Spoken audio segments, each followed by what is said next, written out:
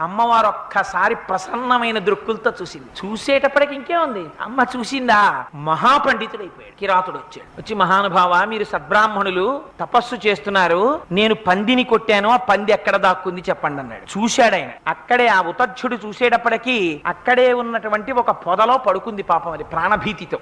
ఈ పంది ఇక్కడే ఉన్నది అని చెప్పాడా, పంది ప్రాణాలు తీసేసినటువంటి పాపంలో కొంత భాగం తన ఖాతాలో పడుతుంది. పంది సంగతి నాకు తెలియదన్నాడా, సత్యం చెప్పిన దోషం తన ఖాతాలో పడుతుంది. ఇప్పుడు పాండిత్యం రావడం వల్ల ప్రమాదం వచ్చింది. ఇప్పుడు ఏం చెప్పాలి, నిజం చెప్పాలా అబద్ధం చెప్పాలా ఆలోచించాడు. ఆలోచించి వెంటనే అమ్మవారి అనుగ్రహంతో మహాపాండిత్యం వచ్చేసింది కదా.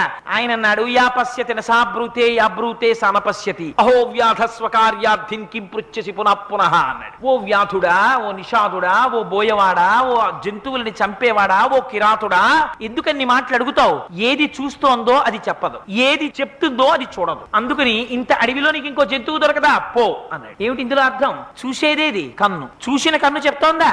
చెప్పట్లేదు. చెప్పేదేది నోరు, చెప్పిన నోరు చూస్తోందా? చూడటం లేదు. చూసేది చెప్పదు, చెప్పేది చూడదు. ఎందుకయ్యా నన్ను దింపుతావు మధ్యలో, ఇంకో చోటుకు పోన్నాడు. నిజం చెప్పాడా అబద్ధం చెప్పాడా? నిజమే చెప్పాడు, అబద్ధము చెప్పాడు. కానీ ఆ అబద్ధం ఎందుకు పనికొచ్చింది? వేరొక ప్రాణి యొక్క ప్రాణములను నిలబెట్టడానికి పనికొచ్చింది. అలా అబద్ధం చెప్పినా అది సత్యము కిందకే వస్తుంది. అందుకని ఒక్క బీజాక్షరాన్ని పలికినంత మాత్రం చేత ఆనాడు ఉతచ్చుడు ఎంత గొప్ప పండితుడైపోయాడయా.